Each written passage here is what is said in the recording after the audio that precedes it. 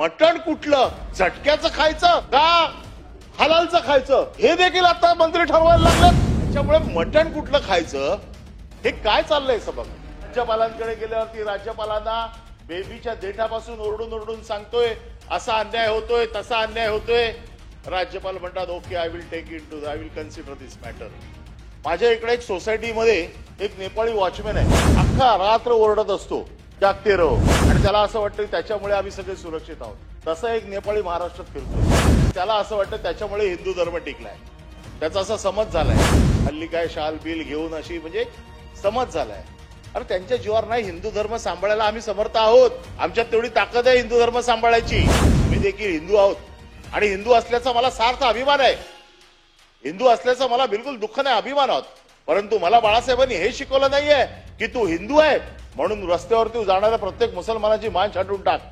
बाळासाहेबांनी काय सांगितलं की जे कोण असतील मग ते हिंदू असो नाही तर मुस्लिम असो, जर या देशाच्या विरोधात काम करणार असतील, या देशाच्या विरोधात जर ते काम करणार असतील मग तो कोणी असो तो आपल्या देशाचा शत्रू आहे. दुर्दैवाने त्यावेळेला जे काय बॉम्ब झाले, ज्या काय गोष्टी झाल्या याच्यामध्ये मुस्लिम समाजाचे लोक आढळले आणि म्हणून बाळासाहेबांची ती सगळी वाक्य त्यावेळेला होती. आज काय झालंय, माझ्या इकडे एक सोसायटीमध्ये एक नेपाळी वॉचमॅन आहे. अख्खा रात्र ओरडत असतो जागते रहो आणि त्याला असं वाटतं त्याच्यामुळे आम्ही सगळे सुरक्षित आहोत. तसा एक नेपाळी महाराष्ट्रात फिरतोय आणि त्याला असं वाटतं त्याच्यामुळे हिंदू धर्म टिकलाय. त्याचा असा समज झालाय.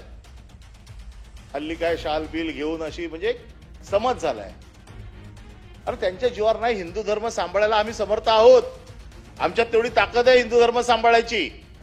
परंतु माझ्या धर्माने किंवा मला ज्यांनी शिकवण दिली त्यांनी हे शिकवलं नाही स्वतःच्या धर्माचं रक्षण करताना दुसऱ्याच्या धर्मावरती जाणीवपूर्वक अन्याय करणार नाही याची काळजी घ्यायला मला शिकवलेलं आहे.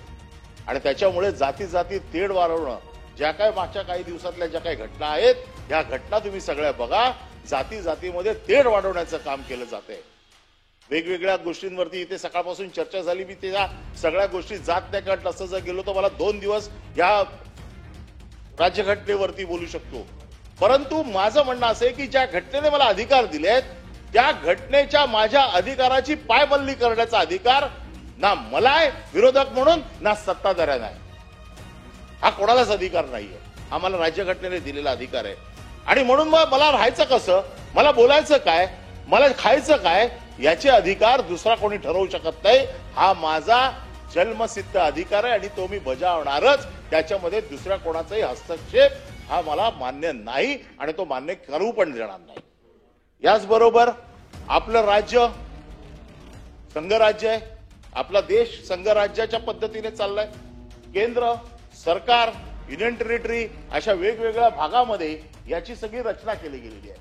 संघाचे अधिकार केंद्राचे अधिकार केंद्राकडे आहेत, राज्याचे अधिकार राज्याकडे आहेत, युनियन टेरिटरीचे अधिकार युनियन टेरिटरीकडे आहेत. परंतु सगळ्या एकमेकाच्या अधिकारावरती अतिक्रमण करण्याचे काम चाललंय.